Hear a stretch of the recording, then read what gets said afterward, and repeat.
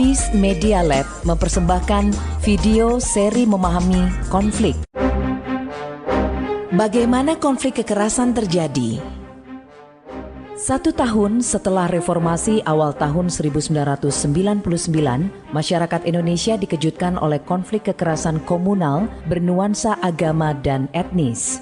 Konflik-konflik ini sangat mengerikan. Misalnya, dalam konflik di Maluku yang berlangsung dari Januari 1999 hingga Januari 2003, tercatat 5.000 orang meninggal dunia, sekitar 500.000 orang menjadi pengungsi, serta hampir 80% dari fasilitas dan bangunan rusak. Tahukah Anda, konflik ini hanya dipicu oleh perkelahian 2 orang pemuda.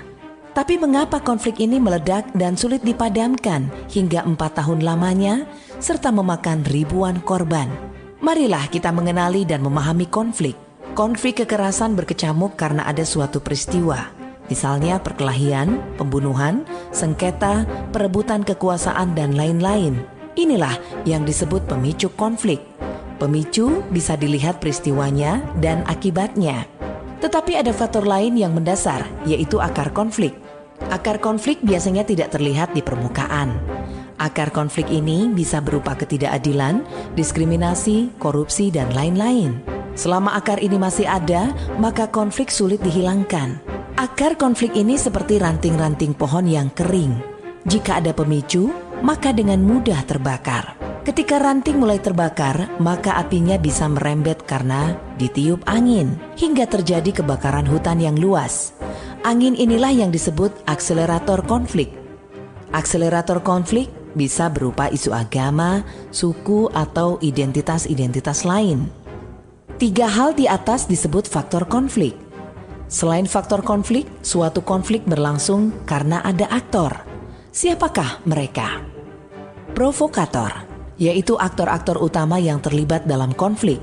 Aktor ini kadangkala memiliki logika yang abnormal. Logika yang abnormal ini biasa disebarkan dalam bentuk informasi yang distortif. Informasi yang bias ini nantinya mempengaruhi kelompok kedua, yaitu kelompok rentan. Mereka tidak terlibat langsung konflik, tapi akhirnya terpengaruh dan ikut terlibat dalam konflik. Aktor ketiga adalah kelompok fungsional, yaitu kelompok yang tanggung jawab utamanya adalah menghentikan kekerasan dan mencegah meluasnya konflik. Aktor fungsional ini berperan sebagai pemadam kebakaran. Jika aktor fungsional ini gagal atau terlambat memadamkan api-api kecil, maka pengaruh provokator akan terus merembet ke kelompok-kelompok rentan. Maka konflik akan makin meluas. Konflik akan mengalami berbagai fase, dari fase ketegangan, terjadi kekerasan, jatuhnya korban, dan terus meluasnya konflik. Itulah yang disebut fase ekskalasi. Ketika konflik mulai diatasi, akan terjadi perundingan, perdamaian. Itulah yang disebut deeskalasi. Bagaimanakah seharusnya sebuah konflik ditangani? Simak terus seri video ini.